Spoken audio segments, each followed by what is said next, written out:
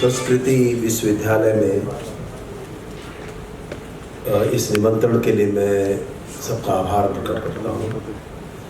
मनोज जी आपका भी और तुषार जी आपका भी, और सुंदर पूरी और सब्जी के साथ ये निमंत्रण बहुत और भी सुंदर हो जाता है, क्योंकि पेट पानी के सबसे बड़े सवाल हैं इस देश दुनिया के।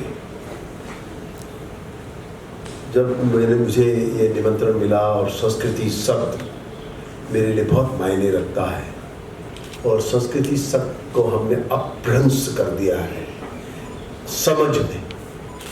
हमें लगता है संस्कृति बैकवर्ड और पुराना एज ओल्ड पुरानी चीज़ें, उससे जुड़ा हुआ कोई शब्द है, और इसलिए उसके जो भाव हैं वो हमें बहुत ज़्यादा अपील नहीं करते।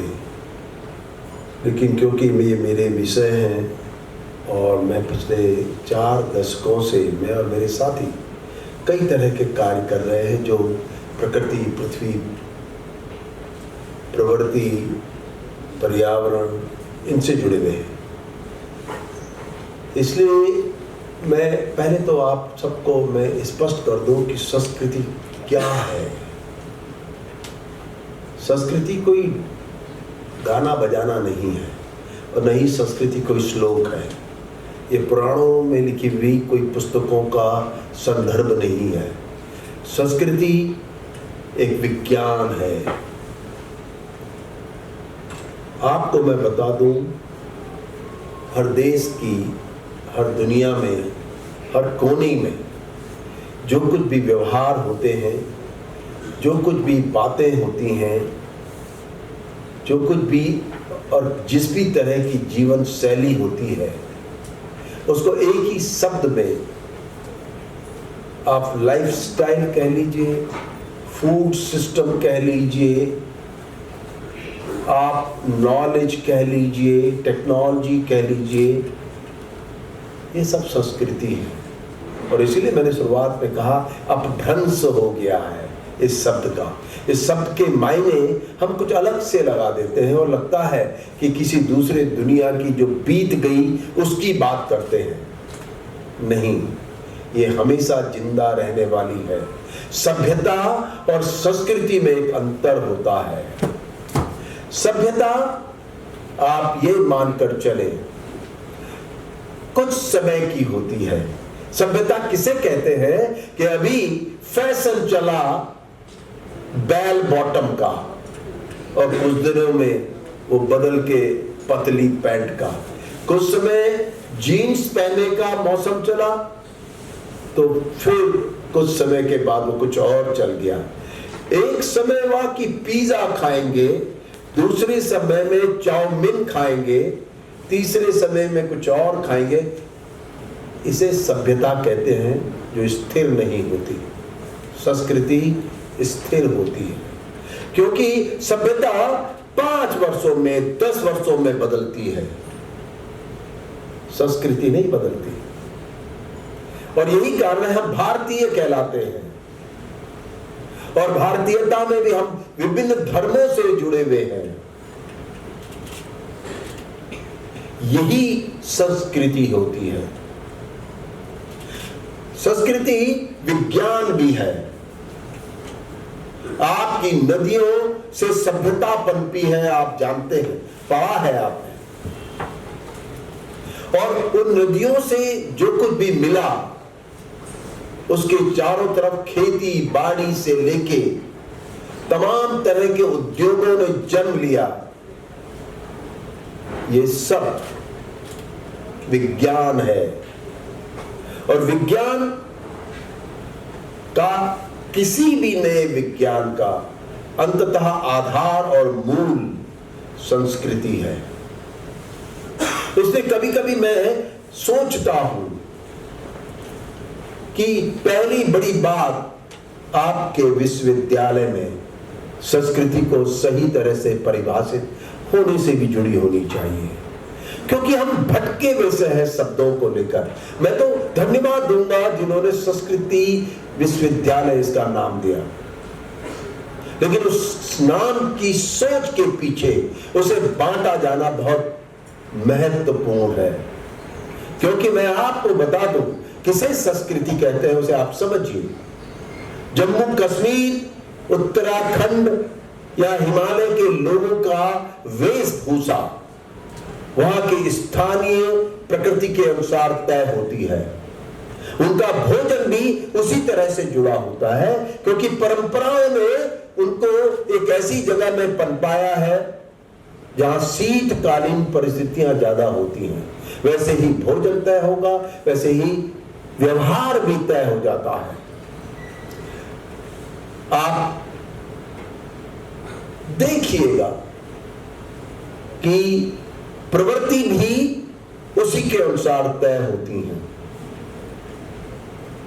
तो इसलिए संस्कृति आज देश और दुनिया का सबसे बड़ा महत्वपूर्ण शब्द इसलिए बन गया है कि जो कुछ भी घट रहा है हमारे चारों तरफ, जिसे हम प्रकृति में होने वाले बदलावों को देख रहे हैं, वो इसलिए है कि हमने अपनी संस्कृतियों को छोड़ दिया। उन परंपरा पर आधारित विज्ञान को हमने दरकिनार कर दिया। पानी, हवा, मिट्टी, जंगल, भोजन, वेशभूषा, भाषा, ये संस्कृति की देन होती है और हमने बदल दी। और जब हमने बदली तो ये मात्र आप और मेरे बीच में ये बदलाव नहीं आया, बल्कि सारी दुनिया में आया।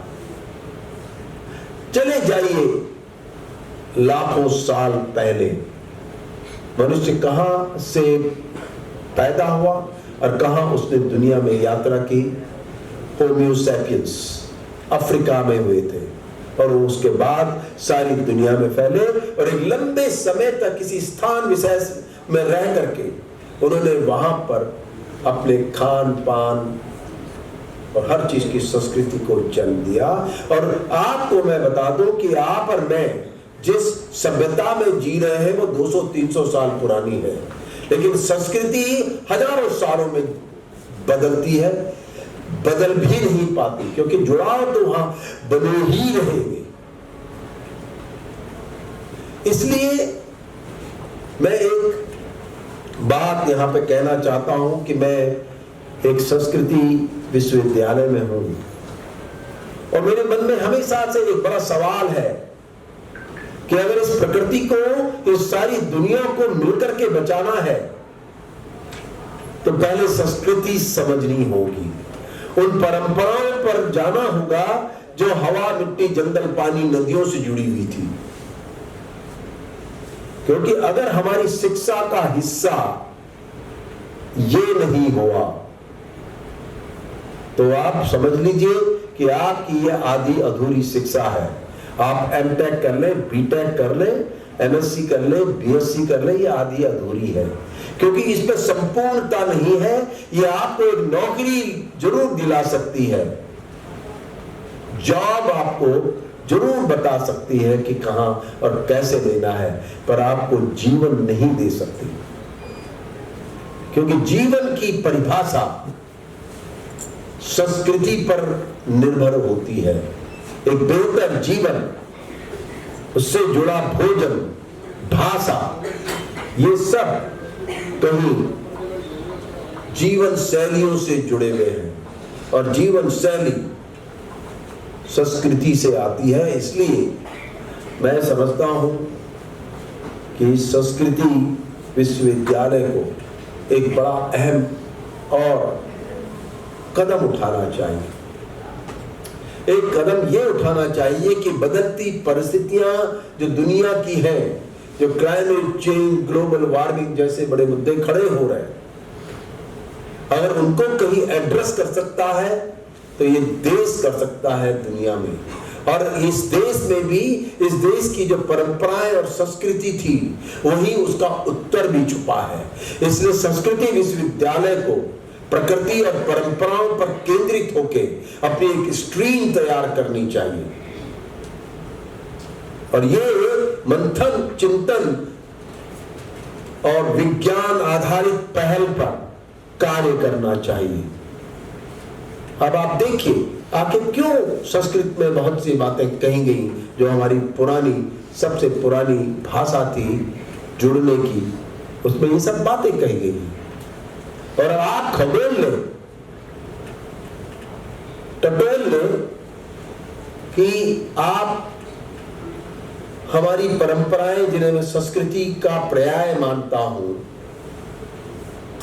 तो आपको परंपराओं में विज्ञान का समावेश करके या उसको विज्ञानी तरीके से समझें, अपनी परंपराओं को दरकिनार इसलिए ना कर दे कि पुरानी बात है, बैकवर्ड है, बल्कि उसके विज्ञान को समझकर हम अब जो दिशा बनाएंगे वही दिशा होगी जिसके लिए हम यात्रा कर रहे हैं, प्रगति और प्रकृति। आप प्रगति तो कर रहे हैं, लेकिन आप से तेजों से प्रकृति आपके हाथ से छूटती चली जा रही है। और अगर प्रकृति नहीं रहेगी तो प्रगति भी नहीं रहेगी। तो पहले प्रकृति आई होगी कि प्रगति आई होगी? प्रकृति। पृथ्वी आई, पृथ्वी की प्रकृति, और इसलिए प्रगति बाद में आई। प्रगति सभ्यता है और प्रकृति संस्कृति है। ये समझने का समय है। हमने यहीं पे चूक कर दी है। हमने परिभाषित संस्कृति को नहीं किया। हमने संस्कृति एक ऐसा शब्द मान लिया है, तो पौराणिक है, शास्त्रों से जुड़ा है, और इसको इतना अपभ्रंश कर दिया कि इससे परहेज करती है एक नई सभ्यता। ध्यान रखिए, प्रगति सभ्यता है और प्रकृति संस्कृति है। और इसका अंतर मुझे लगता है कि इस विश्वविद्यालय को बहुत गंभीरता से समझना चाहिए और समझाना चाहिए, क्योंकि आपका अगर नाम कोई है तो आप उस नाम के अनुरूप भी होने चाहिए। क्यों नहीं रखा आपने दूसरे नाम? इतने अजीबोगरीब नाम है आजकल विश्वविद्यालयों के। अगर संस्कृति नाम विश्वविद्यालय का रखा गया तो इसके पीछे कोई सोच होगी ही होगी, उसको बढ़ावा दे। मैं फिर कह रहा हूं, प्रगति आज की सभ्यता है, प्रकृति संस्कृति है, जो पृथ्वी और 4.6 बिलियन ईयर लगे हैं उस संस्कृति को पनपने में। वही विज्ञान जो परंपराओं में पनपा था, जिसे आज तक फिर भी किसी भी तरह से स्थिर रखा है, स्थिरता लाने की कोशिश की है, वो प्रकृति ने की है। प्रगति तो अस्थिर है। आज आपको ये मकान दिखाई दिया सुंदर, वो डिजाइन चलना शुरू होता है, वो सभ्यता है। कल आपको लगा कि ये फैशन ज्यादा बढ़िया है, आप उस फैशन पे उतरते रोज। Every second that changes is a fashion. जो बदलता है वो फैशन है, उसका नाम।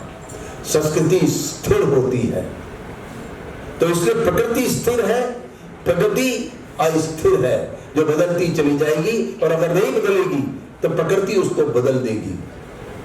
एक भूकंप आता है, एक बाढ़ आती है, तूफान चलता है, तथा कथित प्रगति ढेर हो जाती है। इसलिए अंतर समझिए।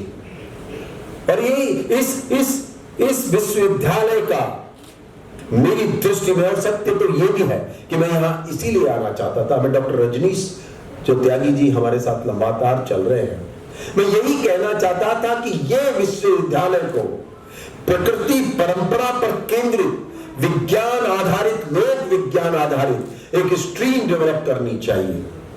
और वो शायद इस संस्कृति विश्वविद्यालय का सही मायने में एक और परिचय होगा। दाल रोटी चले इस संस्कृति विश्वविद्यालय के लिए तो तमाम स्ट्रीम आपने कर ही रखे हैं, लेकिन अपने नाम के अनुरूप उतरना मुझे लगता है ज्यादा महत्वपूर्ण। और वो ऐसा काम होगा कि हम बीटेक कराएं, एमटेक कराएं, लेकिन हम जिसको भी यहां से बना के भेजें उस पर संपूर्णता हो।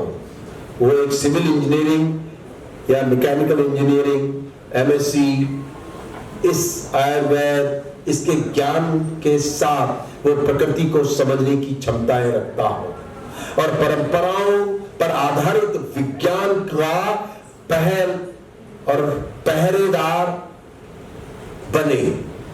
क्योंकि अब नई सभ्यता जो भी हमारे बीच में आई उसके दुष्परिणाम सामने आने शुरू हो चुके हैं, क्योंकि हम संस्कृति से दूर चले गए थे। हमें जो सिखाया जाता था कि पानी के पास कैसे जाते हैं, चूल्हे के पास कैसे जाना चाहिए, जो संस्कृति थे विज्ञान आधारित था। आयुर्वेद आपका विश्वविद्यालय है, यहाँ पे हिस्सा है। आयुर्वेद क्या है, कितना पुराना विज्ञान है, वो उसको नए तरीके से परोसा जाता होगा। लेकिन सत्य यह है कि ये कल्पना कर लीजिए कि कैसे जब आज आप विज्ञान में अधूरे हैं तो हजारों साल पहले कौन पौधा किस बीमारी के काम आता है, इसकी कल्पना कर लीजिए। क्योंकि वो संस्कृति थी, परम ज्ञान था वो। हम अभी तक वहां नहीं पहुंचे, अभी तक नहीं पहुंचे।